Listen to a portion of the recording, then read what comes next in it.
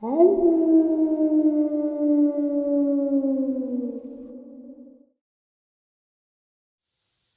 and salutations, everyone. I hope everyone is doing well still, and welcome to tonight's second half.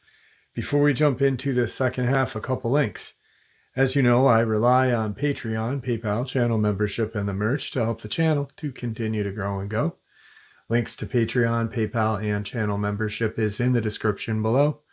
Merch displayed directly under the video. Also, Dogman Frightening Encounters, Volume 1 through 3, the audiobook versions. They were written and researched by Tom Lyons, narrated and produced by me, Jeff Nadolny. Those audiobooks are available on Audible, Amazon, and iTunes, links to which are also in the description as well.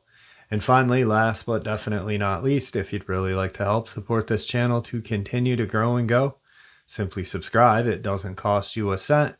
Click the like button, takes half a second. If you don't want to miss out on any of the informative uploads I put out daily, click that bell icon, and folks, please leave a comment. Why? Well, because all these things really do help this channel to continue to grow and go. And yes, folks, they do matter. Now, everyone, I have taken far too much of your time. Let's jump in to tonight's second half, shall we? All right, guys. So for the last 4 or 5 days, we've been sharing some older Victor interviews. This one is actually one of my all-time favorites because he really does kind of just dive into a lot of experiences and shares a lot of information. Very interesting stuff. I hope you guys like it. Man, I miss this guy. Wow. It really is, it's really difficult to listen to him, you know, and want to talk to him and not be able to. Hey everybody, it's good to be back and everything. I'd like to address a few things at this point and go from there with everybody. First off, I'd like to address one thing. My name is actually Victor Ship Johnson. That's my real name.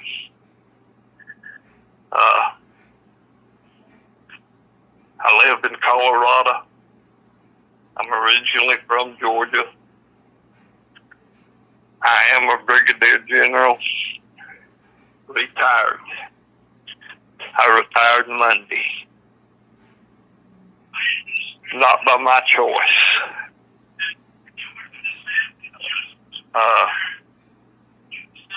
I was on a mission in Pennsylvania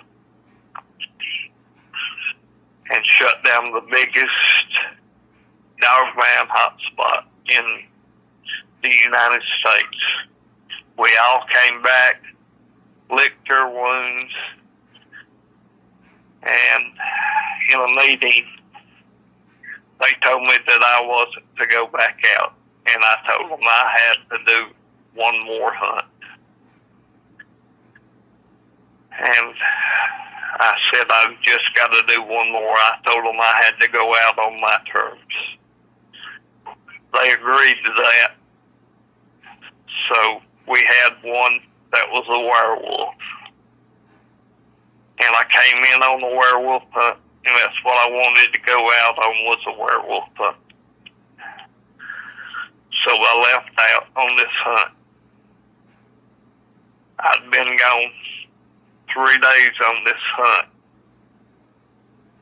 and I got paged and told what was going on. And then it took me 3 days to get back to a pickup. I'd been on this werewolf's trail for 3 days. And I had to come back in to Virginia. At that time, I found out that my email had been hacked. and I had a top security clearance on my email.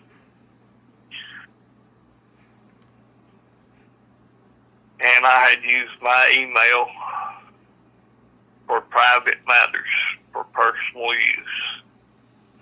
I had contacted Jeff with it.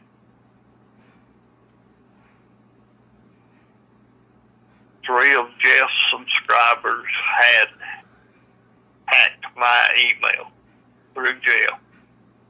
Jeff had done nothing wrong in any form or the fashion. Jeff had no knowledge, had no way of knowing. He couldn't have known in any way. Anyway, after we got everything cleared up, got everything back to safe on account of me having top security clearance, they cleared Jeff, but they took measures against me for using my personal email for personal use instead of official use. As they didn't see, they said I should have used the throwaway account contacting Jeff during these times, and I never thought nothing about it. And that when it all came about, we had talked about it. I mean, I was up front with them, never told them a lie, never told them nothing, never denied it. Told them, yes, I had done this. And it came down, and I went before the 11-man jury on Monday and denied everything, and they gave me an honorable discharge, gave me my retirement. But for all these years, I had never taken my bonus money, which was very considerable, which was, I won't go into the amount, but I could have lived very, very good for the rest of my life. They took that, but I'm alive, I'm retired, nobody's hurt, nobody's none the worse for wear, but I am out of the Corps now. And due to the top secret clearance I've had over the years, I've never had a Facebook account. My family's never had Facebook accounts. So all this stuff that's came up about me being a truck driver or owning a truck driving company, none of this is true because I wasn't allowed to have Facebook accounts.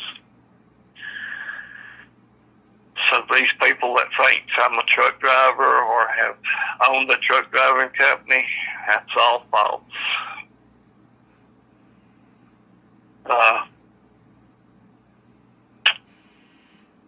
My family in Georgia now, they are now in the process of building new homes in a new location. I found that out actually just today. And moving on with their lives, they bought 32 acres and are building all their homes together in one place so they can move on with their lives, get away from their memories of me and myself, and moving forward. And I sold my Virginia home on Monday. I had somebody that wanted it. I was able to sell it, and I'm now in Colorado. And I don't know what I'm going to do yet. Now, I've thought about doing just nothing. But I don't know if I can do just nothing.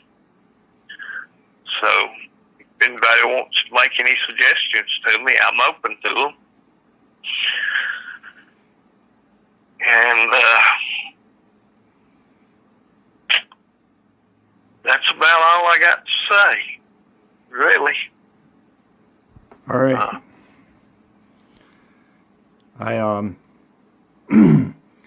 I've had to carry this with me, knowing this for a couple of, about a week, and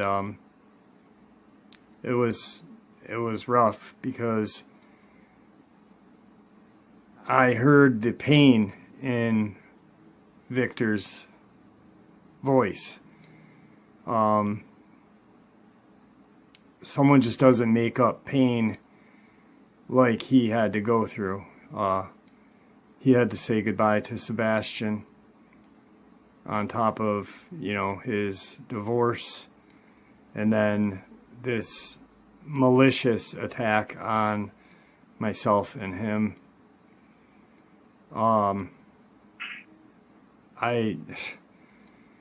I've never honestly heard a grown man in so much pain, and my heart went out to him, and I'm glad that he is still able to talk to me, talk to you guys. He cannot answer any more job related questions. I don't know if you want to explain what you can talk about or what. Well, I'll answer questions, if I can. I'll try to help people as much as I can. I won't, but I don't have computers anymore. I don't have access to information that I used to have, information available ready to me, where I can just look it up and tell you something right off. I don't have that information available to me now. But I still got my memory. I still know. I've still got my stories. I've got it in paperwork. I don't have it on a computer. Some of my stories I would have to, I've got my memory of them, or I can write them out or type them out and send them in to you. I'd be glad to do that. I can give information on cryptids. If you've got a question, send it to me and give me a day or a couple days to get the answer for you, because I've got the answer, but it would be better if I've got a couple of days to answer your question, where I can sit down and research it a little bit and make sure I've got you the correct answer, instead of just having to shoot it off the hip. That would be much better than just trying to, like I'm saying, shoot it off the hip. So. Right. All right. So pretty much no more hotspots, guys.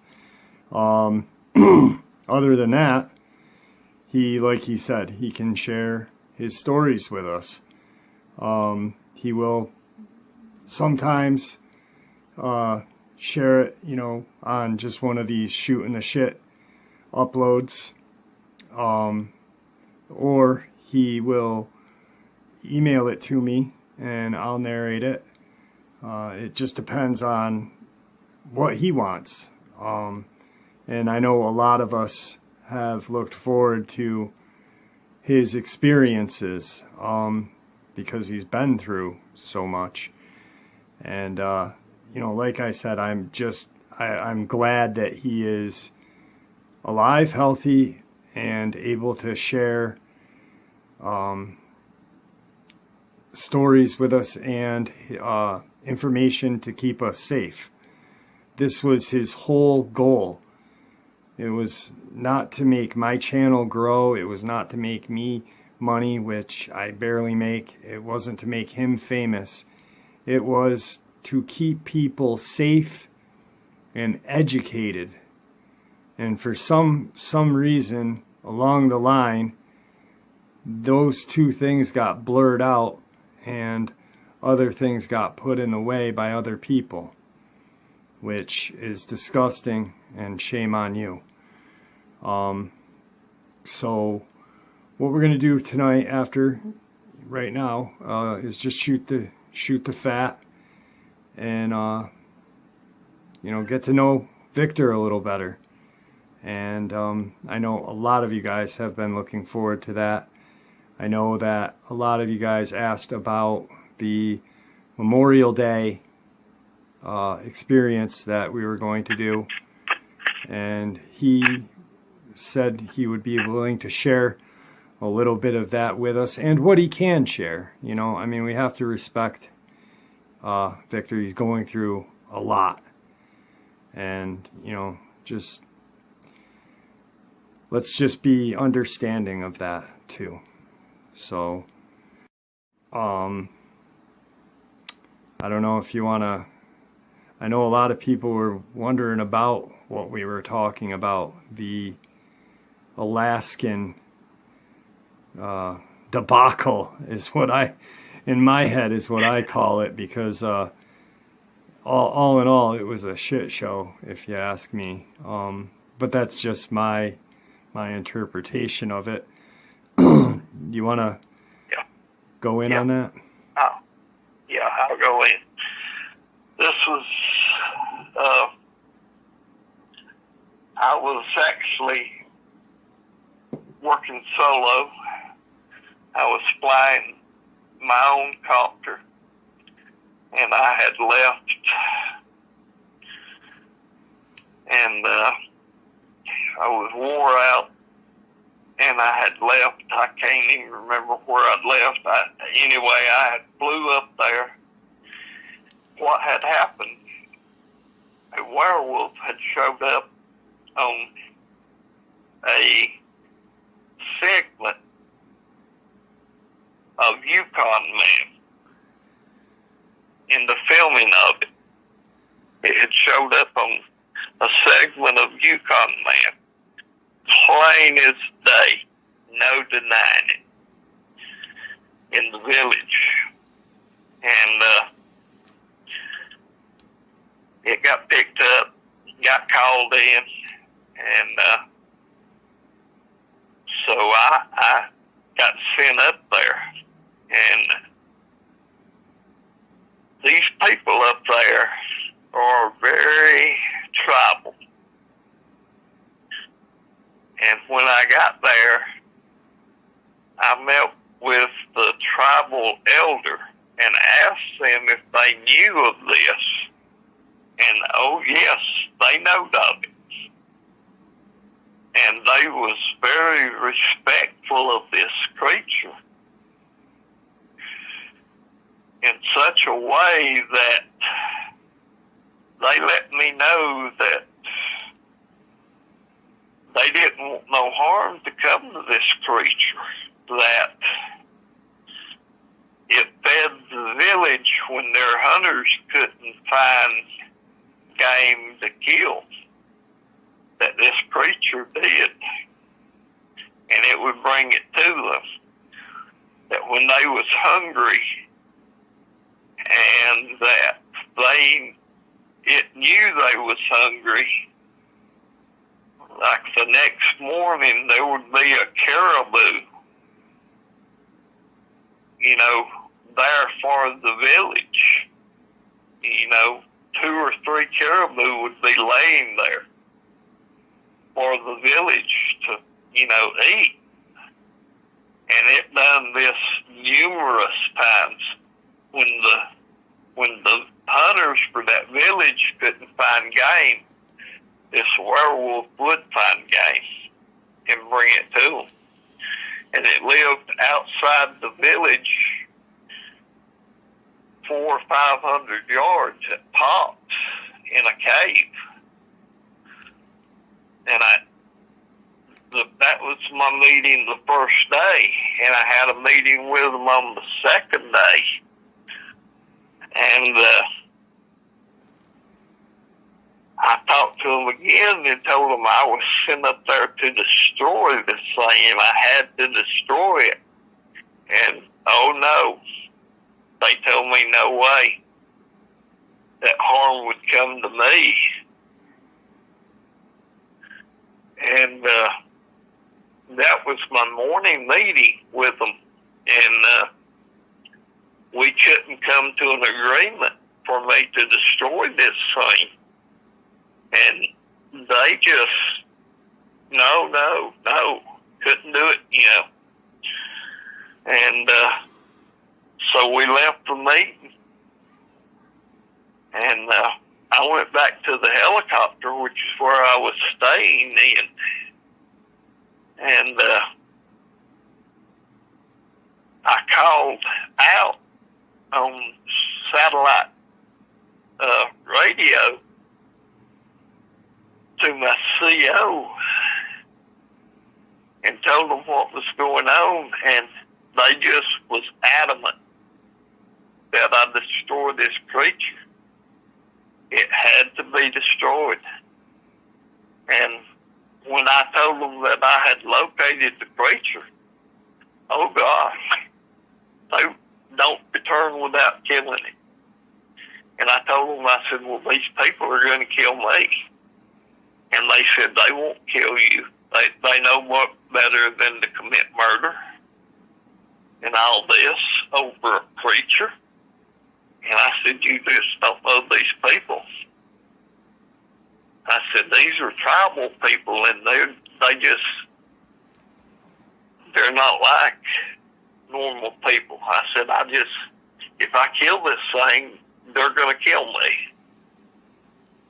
And he said, don't call back in till you kill it. That was my final orders. Plain and simple. So I asked to speak with the elders one more time that afternoon. And they told me, no way, no how. So we just parted ways again. Nothing was accomplished.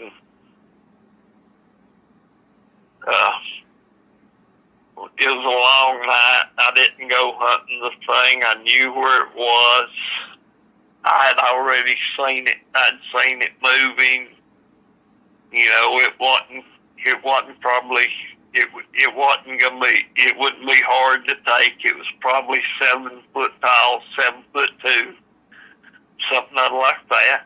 I mean, there was, it wasn't harming nobody. They weren't scared of it. It hadn't done anything wrong other than feeding these people. It wasn't killing anything it shouldn't kill. And what it was killing was for itself. And what it killed and gave to these people was to feed them. And, you know, it had done nothing wrong. And my CO had put me in a no-win situation. If I killed it, with me being the pilot, but the time I got to that helicopter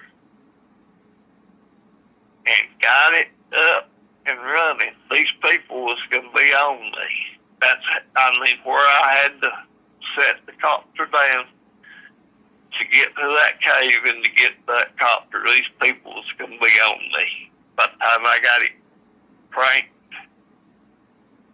and got it in there, they was going to be on me. I mean, as fast as I could run, best case scenario. And next morning comes, time I got up, and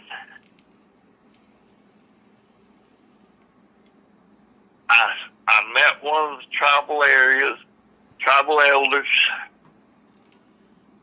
out and about, just walking around. I had my rifle slung over my shoulder, and he asked me what I intended to do. And I told him that my orders dictated that I kill this werewolf. And he said, I got to go get the town people and stop you. He went one way, and I went towards the cave. And I got to the cave opening. The werewolf was laying down. It raised its head. I shot it, one shot, killed it, and I took off for the helicopter. By the time I got to the copter, I could see the people coming. There's probably 25 of them coming my way. I was throwing controls, doing everything I could do to get it started, crank, get it all going. By the time they got to me, I may have been 30 feet off the ground when they started shooting at me. But luckily, they didn't get anything into anything that damaged anything. They probably put 50 bullet holes in my copter before I got out of range for them to hit me. But that was one werewolf that did not deserve to die. He was doing good things, and them people didn't deserve to have me up there to kill it. And I know it was a program werewolf. I didn't check the tag, but the reason I know it was a program werewolf was because the light went out on the computer for it at that time. The lights changed colors for it on my wristband, and it went out on my laptop computer. It just totally went out. So that told me that it was I know it was a program werewolf. So there it was doing a good thing and doing what it should have done, but it didn't deserve to die. And that was just the CO putting me in the wrong place and having to do a wrong thing when a werewolf is doing the right thing. And it didn't deserve to die. No, it, so it definitely didn't. That was the one. It didn't deserve to die. I remember when you were telling me about all that, and you know, it was almost probably about a couple of weeks, I want to think, about after Sebastian had made that statement to you. And I was like, you know, it just seemed to me that it was like a setup for you, but you know, like you had your orders and you had to do what you were ordered to do. But one thing quick I want to touch on though, just when Victor made the statement of the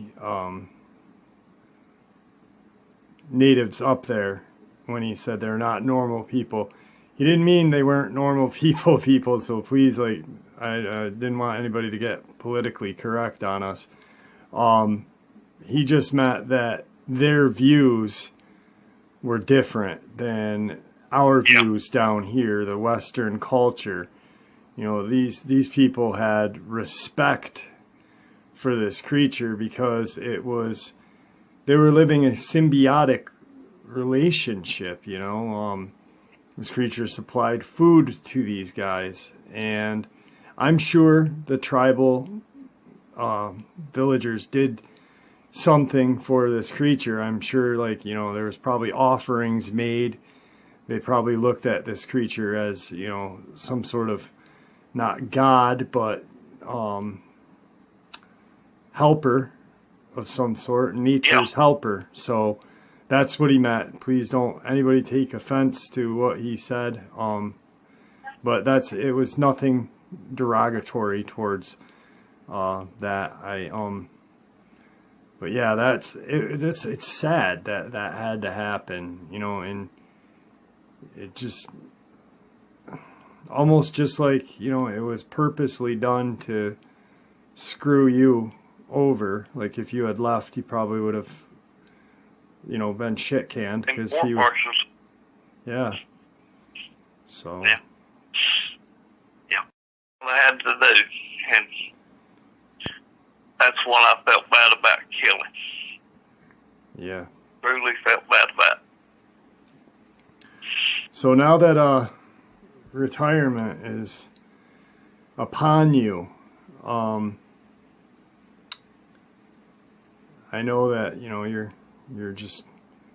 probably going out of your mind with boredom. So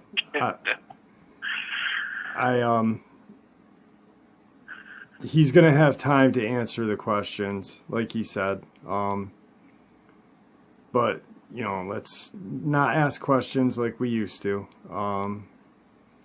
And he's gonna have to have a couple of days because he wants to make sure, just like he said. I'm looking forward to now you being able to share these encounters with us through your words, my words, however we choose to do it. I don't even know what else to say. I know that I feel terrible that this happened to you. You know, you lost your best friend, your job, your career, your life. You know, it was your life. And I don't know anymore. It's terrible that something like that happened. And I'm just, like I said, I'm glad that you're here. There's one thing about it, you know, I want to bring this up. You know, Monday when all this came about, I did bring it up when they asked me to speak freely, that I pointed out to them that the three above me that brought all this down on me,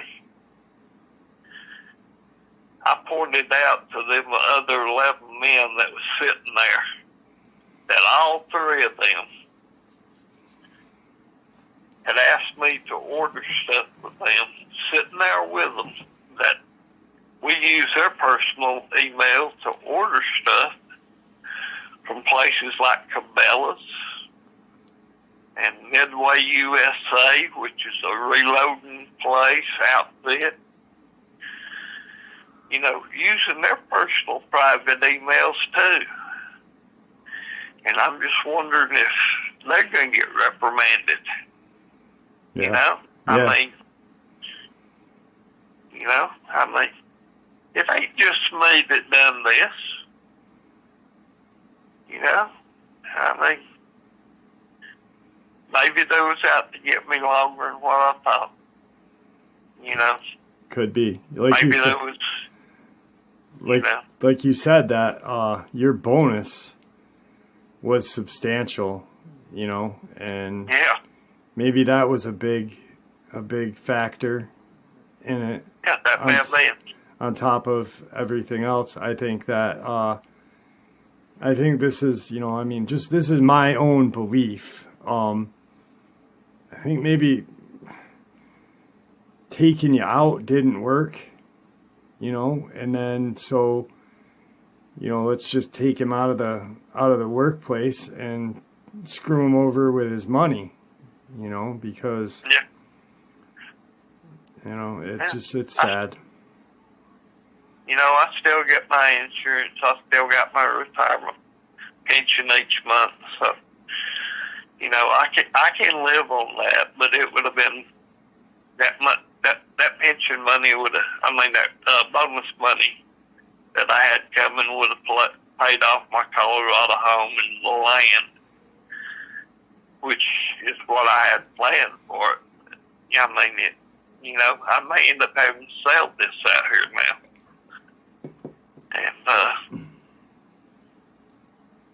you know, because I owe a substantial amount of money on this out here.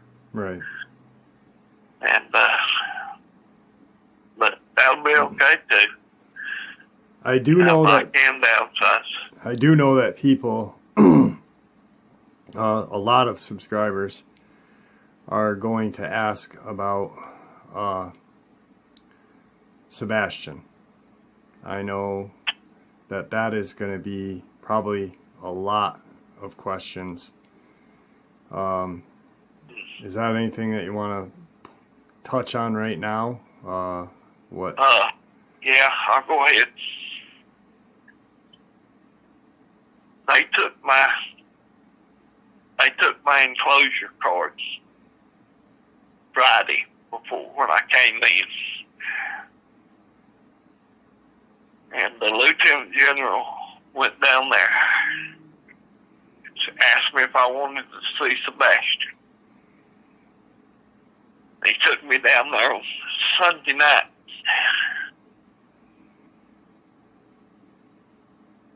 And he wouldn't let me in the enclosure with him.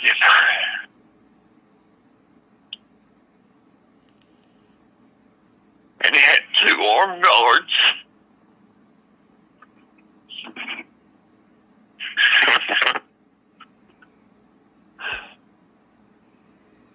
Do you want to? Sebastian nearly tore the glass down, trying to get to me. But I told him this would be the last time I seen him. He so didn't understand.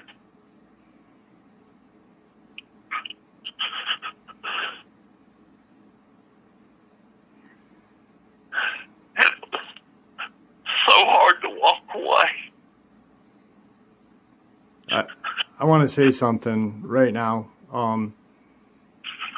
For all of those people that are bashing Victor, aka William, you right now can hear the pain in his voice. We were just talking, and all of a sudden, so not only did you guys make a mockery and call this a lie with no proof whatsoever, but you ruined a man's life. And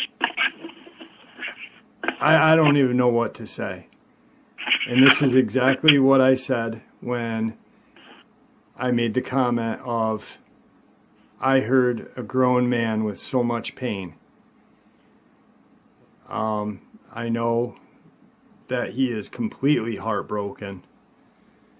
And if you guys are still calling it a lie after that, well, you know, Victor must be one of the best actors in the world, and the Oscar goes to him, because I don't know anybody that can have a bullshit session like we were just doing and then go to right there.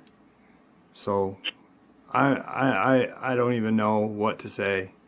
I'm angry. I'm upset. He's my friend, and it's bothersome to me, because this man's life is destroyed. And all he wanted to do was bring attention so you guys could be safe and know what was out there and how to possibly deal with it if you had to come across it. So I don't know if you want to continue talking tonight or if you want to end it, but I'm done for tonight. Yeah. all right. Well, everybody, I'm going to bid you farewell. And Victor, I will be talking to you soon, all right? Okay. All right. Yeah. All right, folks, I hope you all enjoyed this as much as I enjoyed sharing it with you. I'd like to thank you all for supporting the channel. Your support is what makes the channel continue to grow and go.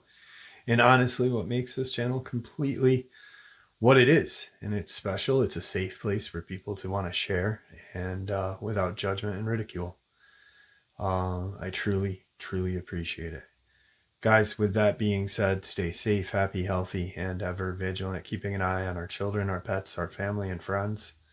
These creatures are real. They're out there. They are dangerous. Share this information with the people you love and care about, and it may just help save their life someday. Until next time, never stop asking questions, never stop searching for answers, and God bless.